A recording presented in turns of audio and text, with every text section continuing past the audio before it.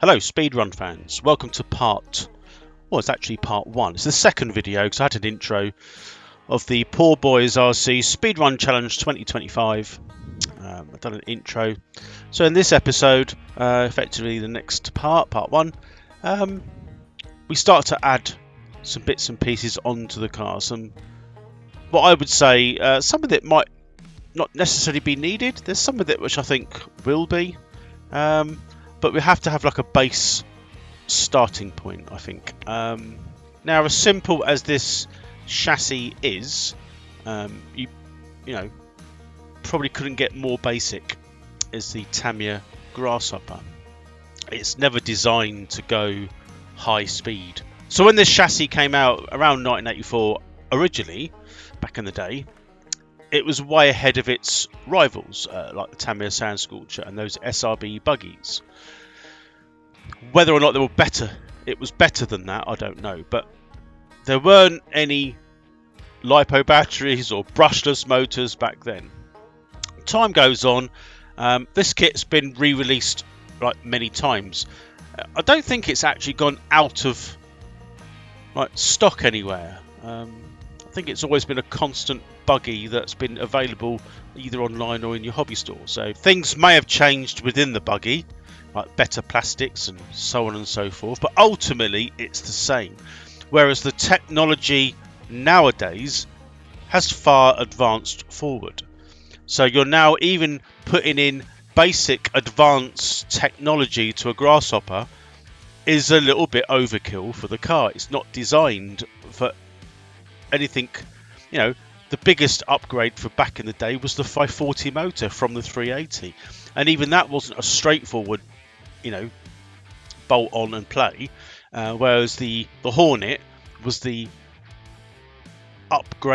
slightly upgraded version of a Grasshopper. It had a 540 motor, etc., etc. But this is the car that we're going to use now. A bit of a spoiler alert: trying to fit modern parts to this car, other than aftermarket third-party products which do fit fairly well, you do get a little bit challenged when it comes to fitting in certain parts. So I did struggle a little bit with certain aspects. So the video isn't particularly long, but this is spanning over a number of weeks. It's still June 2025, and the plan is to get a preliminary run of this car just to make sure it's all up and running, and that will be at the end of the video. Please stick around to watch that. So without further ado, we get on to putting the parts on the car, upgrading where I can, and you can probably experience the troubles, the trials and the tribulations that I encounter during this process. Sit back and enjoy.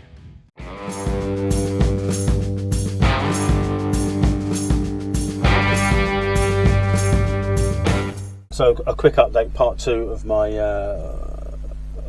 PBRCSRC Speedrun Challenge 2025 with the Grasshopper. So I've got a few bits. I'm still waiting for a couple. Now I'm going to show you. I went over this in the previous video, but I'll actually show you them now. I've only got one set of shocks, which is the front at the moment. I haven't got any rear.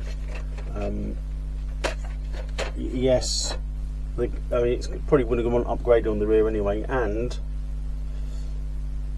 you don't have to mount the shocks in the original mounts on the axle.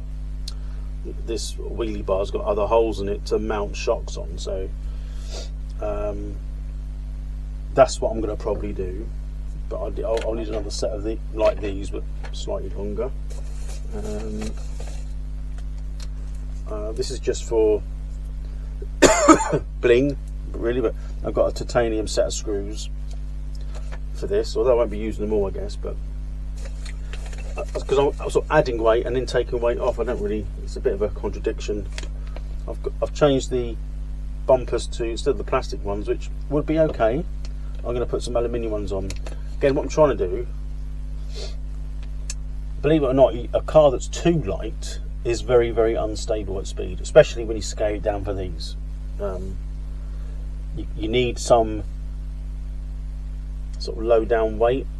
You want a little bit of weight, otherwise it's not going to be stable enough. It isn't going to make a massive difference, because with a slightly heavier car you'll be able to sort of gain more longer throttle holding, you know, so you can sort of take it down, wind the revs up higher, rather than something like this. It just becomes so unstable, which is what I'm trying to do. I've bought, so I don't even know if this fits, steering set. I don't know, might just have to get some 3mm threaded bar instead, we'll see.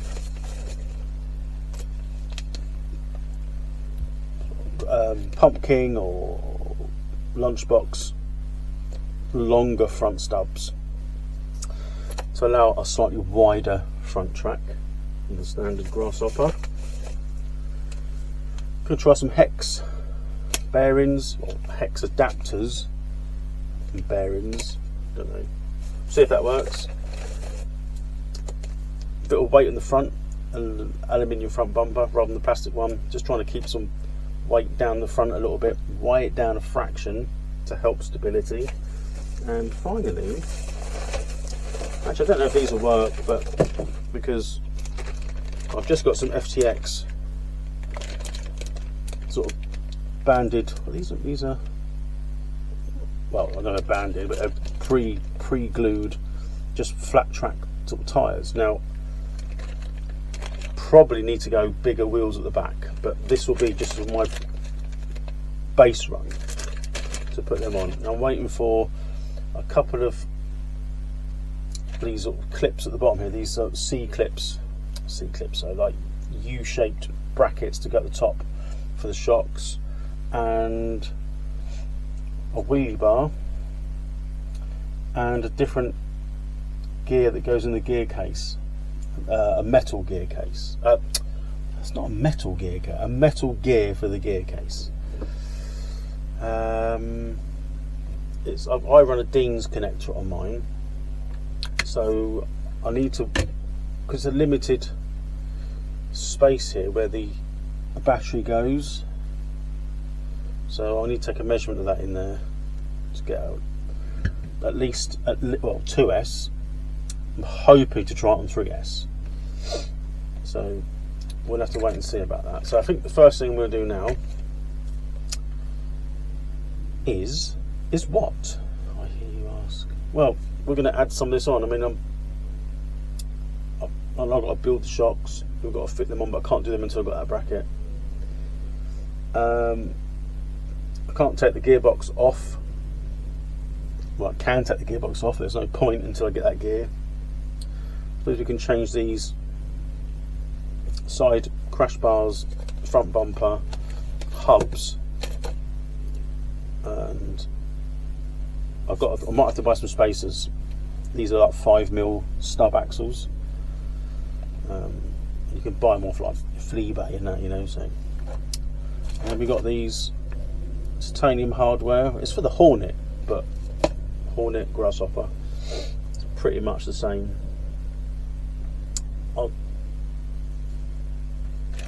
Yeah, I think that'll do for now. I don't need anything else that I'm aware of. I know you can sort of get a strengthener here.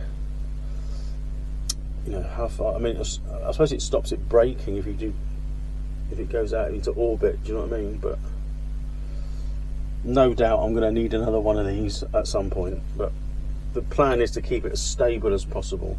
I'm even contemplating putting a wing maybe off here, maybe fixed to the back, and one of those associated wings, which I have got somewhere, on the front. So maybe it'll keep the front down a little bit, I don't know. I did put one on a back in the day on my RC10 GT converted buggy. It's back to an RC10 GT now, but when I was running a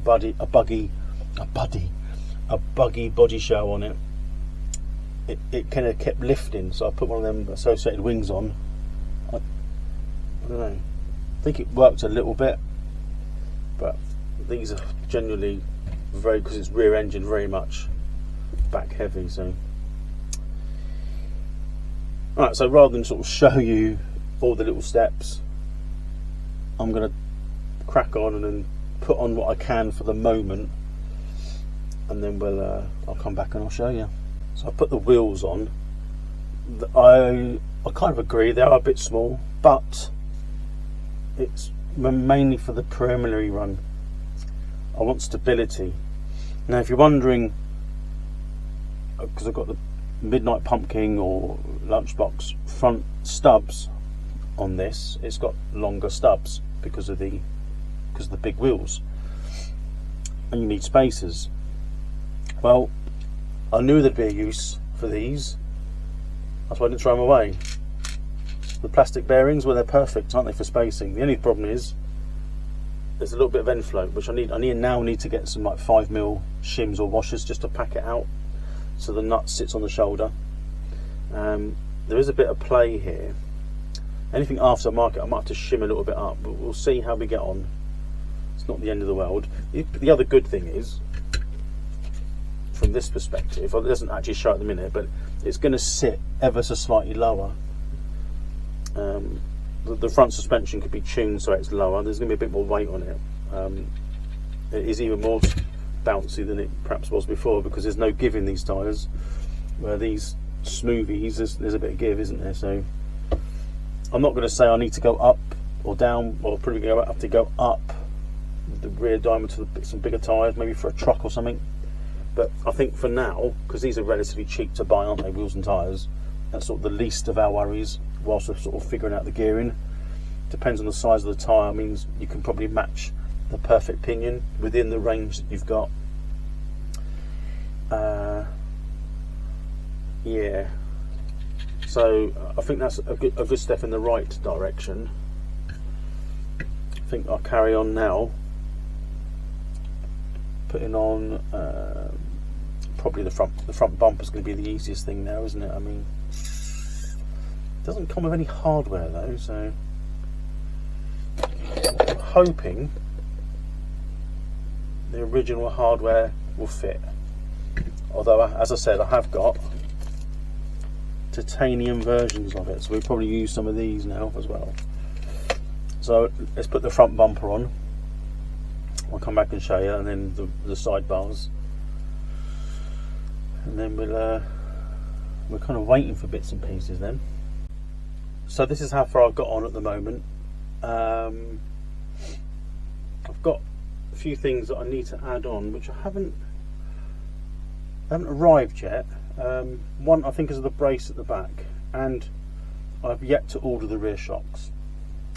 So I've got like the C cups, if you like, here, and the shocks which I'm going to put on the front.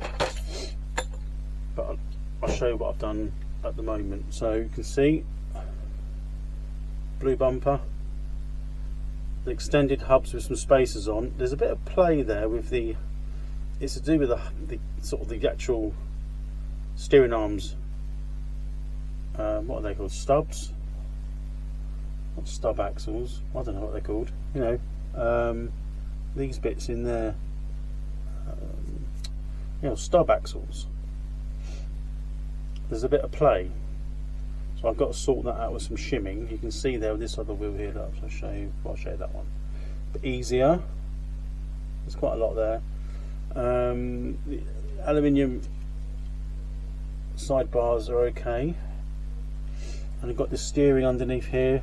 I'm not sure if you can see it. See these here? So they're off of, well, for a CW01 chassis, but it is a bit more substantial than the thinner ones. Now, I'm not sure if you can see it on the deck here. Let me just let me readjust. So it's got these small FTX, quite hard rubber tyres on, there's a bit of play here, as I said. I think I need to shim as I look. A big fat edge in the way. Yeah, I'm going to have to shim these out a little bit somehow. But you can see, I mean, because these wheels are quite hard, these tyres, I definitely need to change the fronts. I reckon I can get away with the backs short term, but anyway, it really is hopping. But I want to sit this a bit lower. Can't go much lower with the back, a bit more restricted, but I want the front a bit lower, and then I can pull, well, I don't know, maybe I can pull these in a bit, or because when it goes on full down or near down, these are funny angles, aren't they? But if it can even dampen a bit more like that, I reckon I can sort this out. At least it's more substantial. Yeah, I mean, they've gone on quite well. I've used some of the hardware that came from Racing, titanium, so it's probably better with the plastic bumper, to be honest, because I don't know, if it does hit something, it'll bounce. But if it hits it with this, it'll break the chassis, won't it? I guess, but don't plan to hit anything. Yeah. So the next thing I'm going to do is put these shocks on the front, get it set right, and then I'm going to have to sort out the back. Got a wheelie bar to go on. Obviously the gear inside the gear case can wait until I've actually done a bit of a preliminary run. Got to measure the battery case, see what battery I can get. It will be a 2S for now. But it will run straight. I mean, it doesn't need too much shimming at the front. But yeah, we'll get some 3mm shims and try and get as much of that play out the front as I can. But that's it so far. I'll be back once I've got these shocks built. So this is what I've done so far. I'm trying some different lighting options. I've got some more light, well, different scenarios, different options for light actually, as a couple of people have made comments on lighting, amongst other things, sound and lighting, the important things. But anyway, I'm hoping it looks a little bit, I can see it's a little bit dark on the screen, but this is what I've done so far. Got a wheelie bar on there, which I think, just move that so you can see it, which I think is essential for this, because it's gonna want to stand up on the back wheels, isn't it? I've got some different aftermarket shocks on the back. They seem alright. I mean, they are better than what was perhaps on there. You can see by the front, so I haven't actually done anything yet. I'm waiting for some parts. It should sit relatively.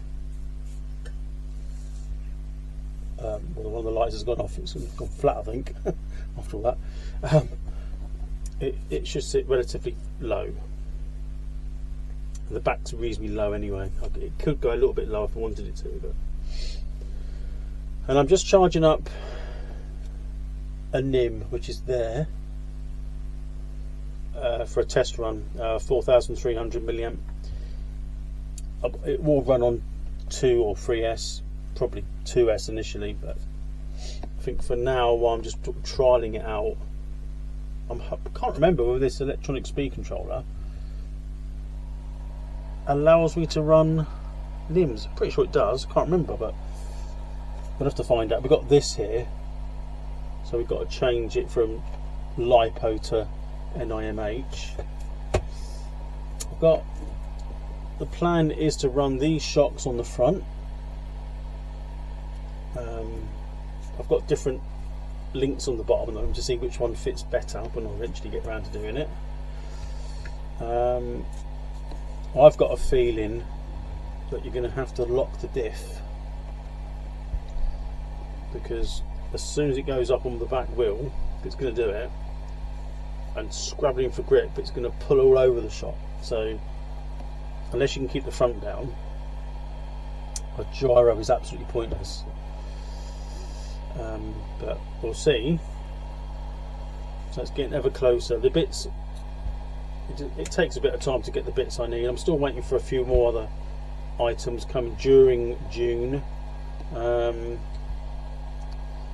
the plan is to keep the weight as low down as I can. So I don't know whether you can see much of that, but it's going to sit about there. I've got different wheels I can try, but these will be, it's kind of how it will be for the preliminary run, which will be during June with a bit of luck. Yeah, so I'm not really, it's going to be an unmetered run. I'm not going to worry about authenticity of this run. It's just seeing what I can do, keeping the car stable. Where else am I looking? Looking for something else. Oh, that, yeah, so I've found that, lost that. That was in my other speedrun car, and that is going to sit on top of the battery, because should the inevitable happen, it comes flying down the road, it will hopefully, but it will stay within the car, so at least the speed run will be authentic. The sort of this spinning off out the car and probably going quicker, I expect. Yeah, so it's a bit of a waiting game as usual. I'm trying to think if we've got to do anything else. See, the gearing, I think standard gearing.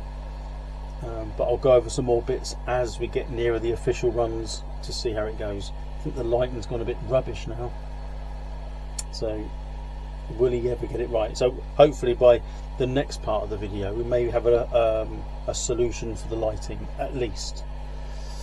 But there we go. So let me well, I've got to wait for like days. You'll see me in a minute. Those that are wondering if the BBX is ever going to get built, well, it's there. There's all the bits. There's some more bits. I'm waiting for some others, and then this build will start. This is just going to be a normal build, as in it's not a speedrun build, although this is designed to go really fast. That's the plan. So keep an eye out for when this is out on the channel. Here's the natural stance. Although the shocks ain't on, it's spaced of kind of where it would run. And that's the original Grasshopper front wishbones. But you can see, the fact is, you know, you could fit normal Grasshopper front shocks, but I'm trying to run different shocks on the front. But yeah, so the stance, you know, I did that with trimming, and it sits all right. And it's got a little bit of negative camber, which is what it needs. Pretty much as much as I can. Maybe it's towing out a little bit, which probably isn't a bad thing. But yeah, just want to show you that. But yeah, still waiting for some bits and pieces so I can. It's off the shelf items, so I can adjust what I've got at the front there a little bit. But yeah, thought I'd show you that. Right, here we are at a point that I can show you the car. Still not 100% done. Gearing is one thing, and the front track. I think the track control arms that I've put on going to need lengthening. But we've managed to put CVAs on the front, which I'll show you. So you can see they've got CVAs. The backs are actually team associated off a RC10 GT. They go straight on, and I've got this aftermarket shock brace up there. Yeah, I mean, it sits reasonably well. I just want to give it some So the front is still a bit grasshoppery. I mean, it could do a bit more damping, but for now, I mean, it's much better than the original. And the back is fairly stiff, and it's got a reasonably quite a high ride height, but you know, it is a nature of the beast, if I'm honest. Yeah. What else? Yeah, so the wheelie bar, I mean, to be honest, the wheelie bar is actually touching the ground, which is something I didn't really want, so I might need to adjust that, because it had different shocks on the back before. So you can see the wheelie bars here. It goes up when it gets compressed. It goes up. It's sitting a bit low. I can move this bar up, and then maybe move that up a notch. Is what I'll probably have to do. If you're wondering what wishbones I'm using, well, it's a Grasshopper 2 wishbones. So I'll show you. So they're just off the Grasshopper 2. The other one's there. Extended hubs off of a lunchbox. I did initially probably seen the car with these track control arms, which are bought, but they weren't long enough. The ones on there are just ones I had. They're just normal turnbuckles, 3mm. But they're not quite long enough. The track rod ends are right out on the extremities, so any hard impact on the front wheels, it's gonna break. I've also got a couple of tie rods here, and I'm going to brace the front. I've got some ends coming. They're slightly longer ends, but that'll go on. It's just so to stop. You can see here. Can you see that? If I go like that, it flexes. I'm just trying to stiffen it up a little bit. It's, you know, this is not a race buggy, is it? So we're trying to do things which just it's not designed to do. That's the thing. But it's pretty much there. I haven't actually seen. I've got a funny feeling that I'm not sure this will fit. Oh, it does fit. Just trying to make sure that this went on, which it does. It's just going to be a preliminary run with what I've got in there at the moment was a nickel metal hydride battery, 4,000 something, 200 milliamp, 4,300 milliamp hour. I've got a world. I'm going back to my old days. I've got to solder the wire back on the battery, so it's my crap soldering that it came off a minute ago. So maybe move the wheelie bar, solder that up, and it's ready to go at the end of the video. So stick around to see this monumental effort of getting this. It's been unofficial speed run, so I'm not going to go through all the rules of showing you everything, but it is, you know, basically it is what it is at the moment, as I showed you in this video. Let me know your thoughts. What do you think? It's going to rev its nuts off because of these really small rear tyres. It definitely needs gearing up with the wheels and tyres, and I've also got a spur gear which I can put in. I haven't got it yet, but it's on its way. Pinion to get it going as quick as I can. I think first and foremost, it's the stability. Got to get this so you can sort of pin the throttle, but the car doesn't hop around like it's designed to do. But that is my Grasshopper. So at the end of the video, moving forward, there'll be a unofficial test run which I'll film at the end, and we can go from there. So yep, let me know what you think.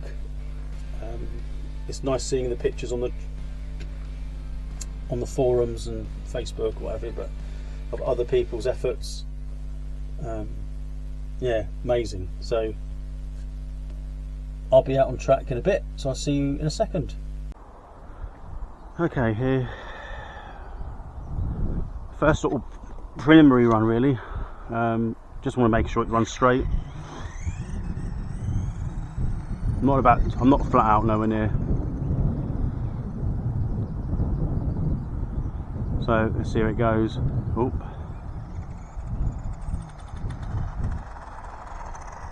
It's very unstable. It's a bit too stiff on the suspension on the back, so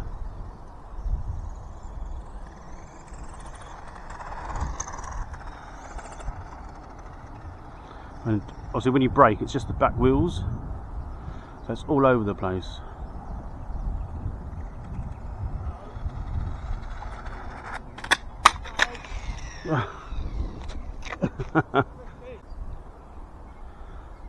So 34 miles an hour. It's nowhere near flat out. We'll just try once more. We've already had a crash.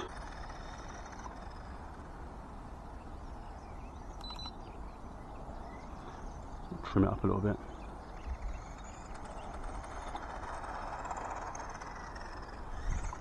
Can't brake at all, really. I don't think it's actually going straight. Let's try and just trim it up a bit. Hang on a minute. The brakes definitely need sorting out.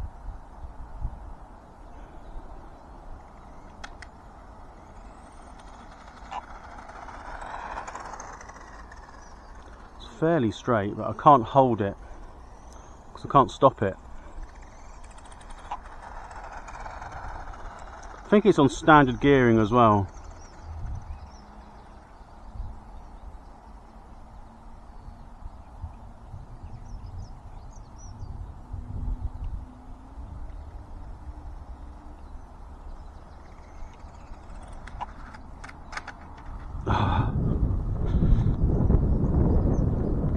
The battery tray keeps coming out.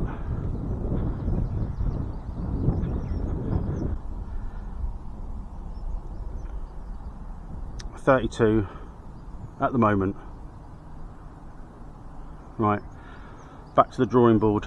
Well, there you have it. We're back. My first run, unofficial, of course, because there's lots of editing. I didn't show you everything in the car. No point. It doesn't actually official. The actual speed run official times don't start till July, and we're still kind of mid June. So first run, what do we think? It's got potential.